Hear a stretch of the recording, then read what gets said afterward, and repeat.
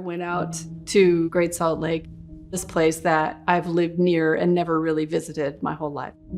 And I remember walking along the sand and feeling like I shouldn't be getting this mud on my skin, and sort of stepping over dead birds and wading through clouds of flies and getting really, really hot and uncomfortable. And I remember thinking, yeah, this is why nobody comes out here. The beauty between, we experienced the life of a wildlife photographer in the Great Salt Lake, which is this mecca for birds. And we're seeing the process of her spending hours with these birds, capturing hundreds of images of this bird. And we're discovering that this is like this irreplaceable habitat for these birds, but the water is drying up because of excessive water consumption. And that this lake has already lost half its water.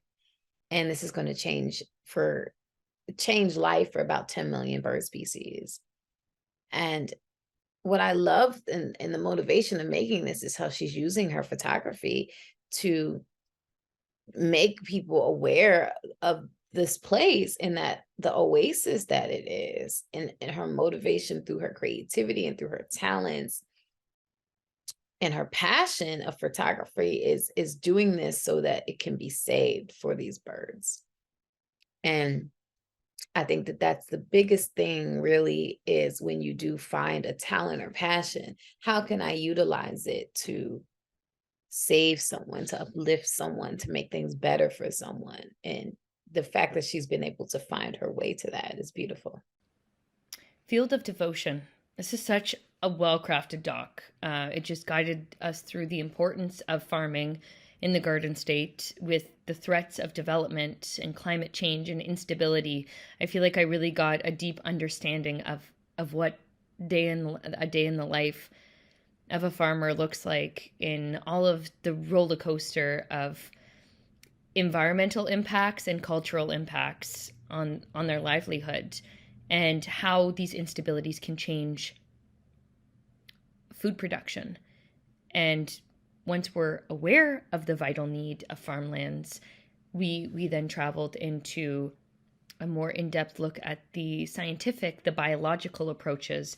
And I thought the changing of genomes to make resilient and resistant plants was fascinating. And I loved being guided through that and treated with intellectual respect, instead of them kind of watering it down or dumbing it down for the audience. They took a very approachable way of explaining, while still getting quite in depth. And I just thought it gave me pause on the food that I'm eating and thinking about what a future might look like for farming as well. The beauty between. This had some really stellar and creative cinematography, and I loved the camera work on all of this. I thought that the filmmakers did an amazing job. I also loved how they edited this. They kept a pacing to it that constantly kept you engaged and listening, and that's really, really important. So the filmmakers were very smart the way that they put this together. The whole film in general was such a wake-up call to how much water was gone and the effect that that was having on the ecosystem. And I think that it's important for all of us to really have that wake-up call and realize what we're doing, how we're wasting this water. I think that everything that she said in all of her voiceovers and, the time that she was on camera is incredibly important. This was a great film. The cinematography was just absolutely gorgeous. I really enjoyed it. This is a wonderful piece. I love seeing her work as a photographer, saying what she said about spending so much time with one bird and taking 2,000 or 3,000 images of one bird. You get the impression, you would need to have that kind of meticulousness to really capture a lot of the nuance of nature. So I learned something there. So much in this, so much. I mean, I like her journey, how she said, I never went out there, I lived by it, but I never went there. And when I went there, it's a hard place to love. But then she goes to, at the end of the piece, she's like, I'm working hard to save this place. It was this matter of what she said about looking, looking for the right things, looking for finding these birds, spending these time with these birds, these individual birds. This would make you love the place, and there's so much to save here. Saving this lake means saving the birds. So I learned so much here. I learned a lot. So great job on this film. Now, she was terrific. I love watching her work. I loved her.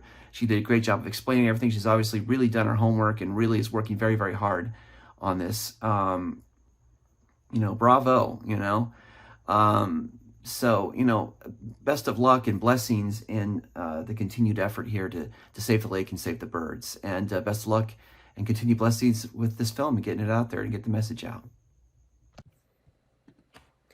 Due to the excessive water consumption and climate change, Utah's Great Salt Lake has vastly dried up at an alarming rate. It is a hotspot for the bird population, one of the most prominent habitat areas for birds to migrate to, and has almost become extinct in itself.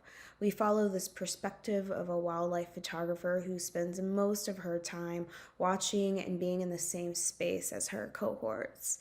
We get to see the beauty of life through her lens and her gut-punching journey as we see this beauty fade into some serious climate issues that we're facing. We see her imagery throughout the piece, and we see this 180 of what this land has become just between the snap of a photograph to now. Let's break this down by the numbers. Half of its water is gone, 1,000 square miles. Miles, mind you. Salt Lake is on the road to collapse. 10 million birds are at risk, and the public sees this space as a wasteland, and this photographer yearns for them to see that this is an oasis full of life, certainly anything but a waste, and we should fight for bringing the lake back. The beauty between what a piece. I mean, clearly this woman is very well versed in what she's talking about with these birds. She's done so much research. She's taken over 1,000 pictures. It's a very heartfelt story to her, and she opens that up. This sense of how personable this story is to her, as well as all this information to the audience. I think the cinematography was really well done. I think the story was incredibly moving as well as incredibly informative. And it came together to be a really dynamic piece. I mean, I really haven't seen a piece like this with a person and a subject who is this this openly well informed and well versed on the subject. So I really need to commend you for that and say overall this piece was just very, very well done. This was really well done. It informed me of one other sort of place where nature is being pushed out, and there seems to be no shortage of those these days. But when you think of Salt Lake and Salt Lake City, you imagine the lake being there. So to learn that is also on a list of endangered habitats is just really just gutting to hear that. So something that needs to be heard by more and more people. So for that reason, I'm glad this piece exists. It's short, it's tidy, it gets right to it. It is packed with some stunning visuals.